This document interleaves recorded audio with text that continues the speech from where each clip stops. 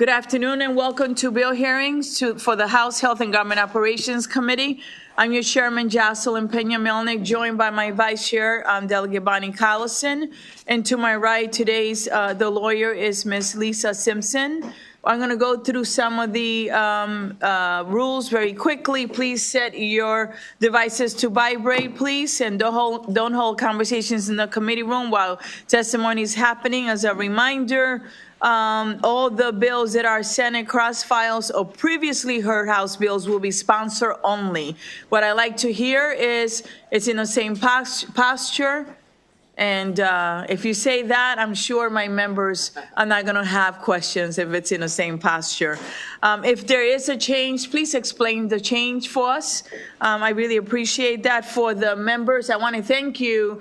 It is 1:03 and I have almost all of you here. So thank you so much for making this a priority. Remember to, if you have a question, to adhere to your best question that you have today. Members of the public are able to see us live stream on the General Assembly website and on YouTube. Today, the bill hearing will be in the following order. Can you tell me what senator was here first?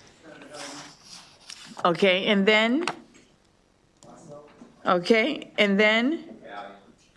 Okay.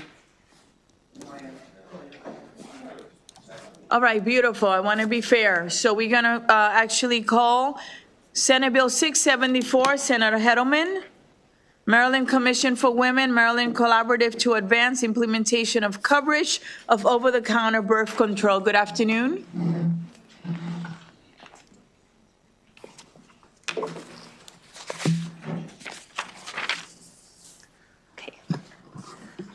Good afternoon, Madam Chair, Madam Vice Chair, and committee members. My name is Corinne Wisman, and I am here on behalf of Senator Hettleman to testify in strong support for SB 674. Maryland led the way in expanding birth control access, becoming the first state to require over-the-counter birth control in 2016.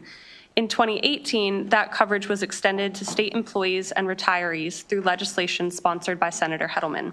Yet by 2024, only 139 claims for OTC emergency contraception were covered in nearly 2 years, and just 4 claims for O-pill, a new daily over-the-counter birth control pill, in just 8 months. These low numbers reflect not the failure of a single organization, but the need for a collective effort to fully implement Maryland's over-the-counter birth control coverage requirements. That's exactly what SB 674 seeks to do. It creates a collaborative of state agencies, consumer representatives, pharmacists, pharmacies, and insurers to support the implementation of existing over-the-counter birth control coverage. It will develop clear guidance for pharmacies on claim submissions, raise awareness among consumers and providers, and establish pathways for community partners to establish over-the-counter birth control to those without insurance.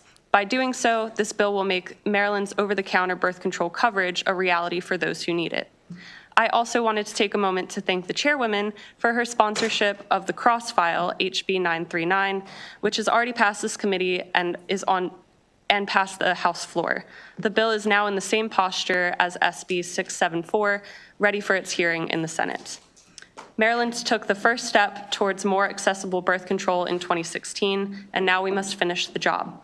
By passing SB 674, we can turn policy into real, meaningful access for women of Maryland, and we can ensure the state of Maryland stays at the forefront of reproductive justice and health equity. Access to birth control is not just good policy, it is moral responsibility, and the women of Maryland deserve nothing less. Therefore, I urge a favorable report from the committee, and I thank you for your consideration. Thank you for your amazing testimony. And it is your first time here, right? It is. Are there any questions for her? It's her first time. It's okay. We do that to everyone who's, is their first time in the committee. You were very clear, and you did an excellent job, and you reflected Senator Hettleman beautifully, okay? Thank you. Thank you so much. You have a blessed afternoon. Well. And this actually concludes the bill hearing on House Bill 674. Great to see you, Senator. Great job. Next, we have Senate Bill 902, Senator Augustine, Health Insurance Access to Non-Participating Providers, Referrals, Additional Assistance, and Coverage. Good afternoon, Senator. Good afternoon, Chair Pena-Melnick, Vice Chair Cullison, members of the committee. Senator Malcolm Augustine here on behalf of Senate Bill 902, which is in the exact same posture as House Bill 11, which was sponsored by Delegate Sample Hughes. I would ask for a favorable report on Senate Bill 902. Are there any questions for the senator on a bill that is in the same posture? 902? Seeing none, thank you, Senator. Thank you. Really appreciate you. Have a wonderful, blessed afternoon. Next, we have Senator Gallion. Good afternoon, and this is Senate Bill 641, Health Insurance Required Coverage Hearing Aids. Good afternoon, Senator. How are you? Good, doing well. Good afternoon, Madam Chair, Madam Vice Chair, and committee members. For the record, Senator Jason Gallion, introducing Senate Bill 641. Senate Bill 641 is an identical cross-file to HB 1355, sponsored by your own Delegate Riley. It passed unanimous in both, these two versions are the same. They both passed unanimously. So I would ask for a favorable report for Senate Bill 641. And I tell you, all you had to do was say Delegate Riley put it in. That's right. Extra points. Are there any questions? Seeing none, thank you so much, Senator. Team Thank you for 35A. working with our House sponsor. Thank you. This actually concludes this bill hearing on Senate Bill 641. Next, we're going to go to Senator Lamb, Senate Bill 0005, Maryland Health Benefit Exchange State-Based Young Adult Health Insurance Subsidies Pilot Program Sunset Repeal. And I hear you had an amazing cross-filer, right? Go ahead, you can get started. Yes. Amazing cross-file. This is Senate Bill 5, for the record, Clarence Lamb, Senator District 12. Thank you, Chair Pena-Melnick. Just the one line on this bill. This bill repeals the termination date on the state-based Young Adult Health Subsidies Pilot Program, which is a mouthful, operated by the Maryland Health Benefit Exchange. It has a sunset date that was originally in 2026. This bill will repeal that sunset, allow these health insurance subsidies for young adults to continue forward. It is in the same posture as the amazing cross-file bill of HB 297, which already passed the House. Thank you so much for your leadership and for working with us on many of these policies. Are there any questions? Yes. Delegate Kaiser. Thank you, Madam Chair. One of my favorite questions, Senator Lamb, I see that the bill passed unanimously in the Senate and not quite in the House. Do you know about the nature of the different debates and why that may have happened? I did not view the House debate. I think in some ways there may be some concern about how this is actually paid for by the insurance companies. All right, so these are assessments done on payers. The payers have generally all agreed to this, and this actually helps the payers at the end of the day because it allows more of these younger adults who are generally healthier and don't utilize healthcare quite as much to be covered under the state health insurance program and have the subsidies to do so. It gets more younger people in the pool, more healthier people. That helps bring down the risk and also bring down the cost for everyone. Because there's an assessment on payers, but the payers generally agree with that. That may have been the controversy there. Thank you very much. Any other questions? Seeing none, thank you for being with us today. We really Sure, appreciate you. This concludes the bill hearing on Senate Bill 0005. Next, we have Senator Benson, Interstate Social Work Licensure Compact.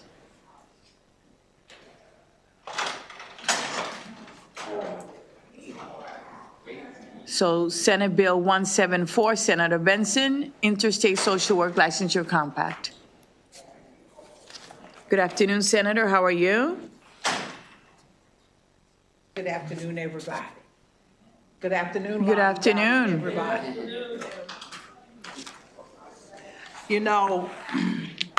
Coming over here gave me a good feeling. For those of you who don't know, as I try to sit down on this chair, I spent 20 years of my life over here on the House side. I'm telling you, it was something. I came here in 1991. We had to. Of HGO. Yes. Some of the committees I was on, they got rid of me for some reason. I don't know why. Next thing I knew, I was in another committee, and then they put me over here and then over there. I don't know what happened. Something happened. I want to talk a little bit. First of all, I want to thank you all for the work that you do. There are those of us who come here early in the morning and we leave late at night, and people very seldom say thank you. Even those of that we serve back home, they have no idea as to how tough this job can be, but I want to say thank you all for the work you do. I want to thank the chair and the vice chair, all of you all. I didn't come here to stay this long, but I've been here 31 years and I've seen everything. There's not much I haven't seen. I'm looking around in this room and there are some of the people that I have served. I sat beside my great friend, Delegate Kippy. We sat together, and you would not have known that he was a Republican or I was a Democrat. We worked together and got things done. That was not the objective of us sitting on these chairs. So I just want to say thank you. Senate Bill 174 is an act concerning the Interstate Social Work Licensure Compact. And so I'm here today to express my strong support for an act concerning the Interstate Social Work Legislature Compact. In recent years, professions have been using interstate compacts to facilitate occupational licensing reciprocity among states. We, the Maryland General Assembly, have passed similar compacts for other health occupations, including nurses, psychologists, licensed professional, counselors, physical therapists, occupational therapists, and speech-language pathologists. So the purpose of this bill is to have Maryland join 22 other states that in just its first year joined the Multi-State Social Work Compact. The purpose for this piece of legislation is to eliminate barriers to practice and to eliminate care along with ensuring public protection. Give social workers mobility and support relocating military spouses. And that's the piece that's most important here. We have social workers that come in from other states in the United States, other regions, other areas. And when they come here, we need their services desperately, especially when we're talking about persons with mental health issues. And they are, that seems to be their field of specialty, among other things. Improve access by consumers and improve continuity of care when clients travel or relocate. I could go on, but I'm going to ask that you all please give a favorable report and pass this piece of legislation that is so important, because right now there is a shortage of social workers in the great state of Maryland. So having you all to give support to this bill will not solve the problem completely, but it certainly will help. So I thank you all for your support in advance. And thank you, Senator, for being with us today and for your leadership. We always appreciate it, and your wisdom always, and being so gracious. We really appreciate you. Are there any questions for the senator? Seeing none, thank you, Senator, and we'll get your bill passed. Thank you have very, a blessed very much. afternoon. Keep up the good work. Thank you so much. So now I'm going to present on behalf of Chair Vital, because we crossed the bills and I told her I would do it because it's in the same posture to save time. I have Senate Bill 372, which is the Preserve Telehealth Access Act of 2025. It's really in the same posture with the exception that we added that opioid language, and theirs does not have it. Is that the same one? Telehealth? Yeah, Opioid language? yeah, we added, A study. yes. Yeah, go ahead and correct me. Go ahead. I don't even know what, I don't think. Which one was it that we added? So is it in the same posture then? Yes. Oh, so it's in the same posture then, I have the wrong bill.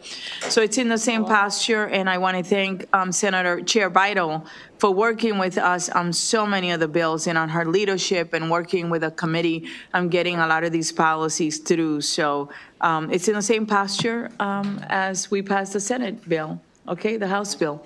Any questions? Seeing none, let's move on to Senate Bill 474, Health Insurance, Adverse Decisions, Notices, Reporting, and Examinations.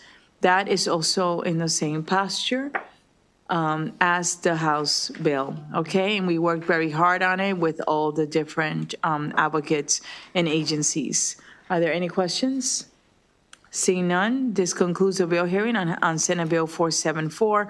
Senate Bill 776, Senator Bidel is the work group to study the rights and adverse decisions in the state healthcare system establishment. It is in the same posture with the exception that there's an amendment that we're going to add another doctor to the task force. That one I got correct. So that will be, and we're going to accept that, and it is what I want to do on the bill as well. So any questions?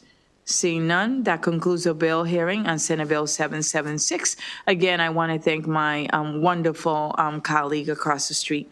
Let's now go on to Senate Bill 212. It is Department of Aging Services Program Repeal and Consolidation.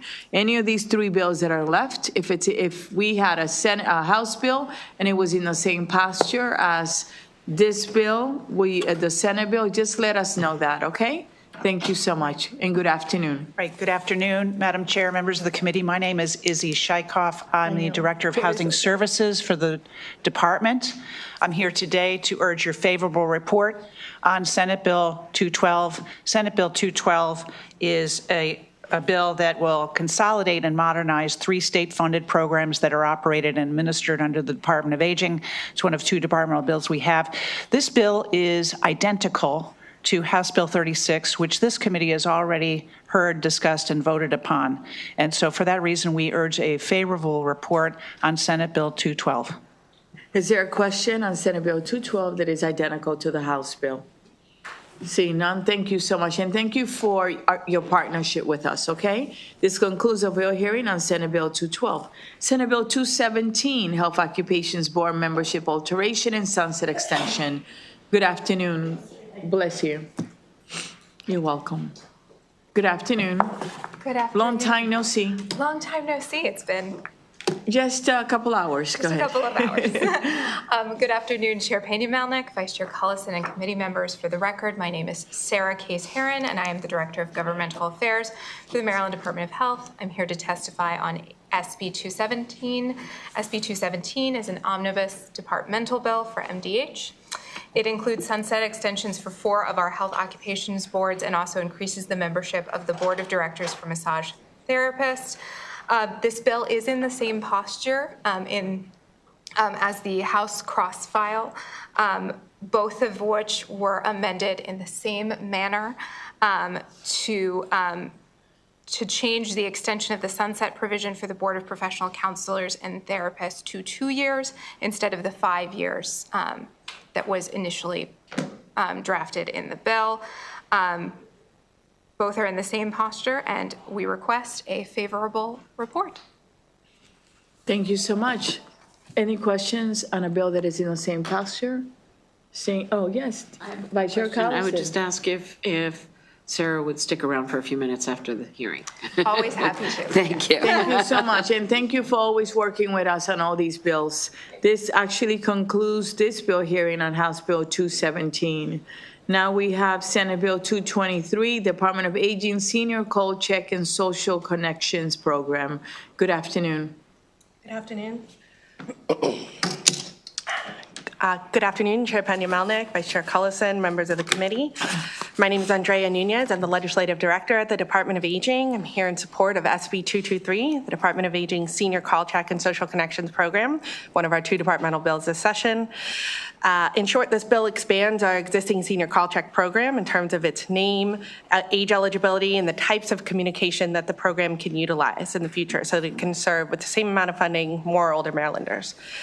This bill is in the exact same posture as its cross-file, HB 158, which came through this committee. This committee voted favorably on it. Both bills were passed unanimously out of the House and Senate with no further changes. So we ask for a favorable report today on SB 223. And I would like to acknowledge this is my first time before the HGO Committee, Madam Chair, Okay. proactively. All right. Any questions for her? Okay, there you go. Well, thank you so much for working with us on all these policies. And are there any questions? Seeing none, this concludes the bill hearing on Senate Bill 223. Can you bring us down, please? And the members stay on for just 30 seconds. Thank you.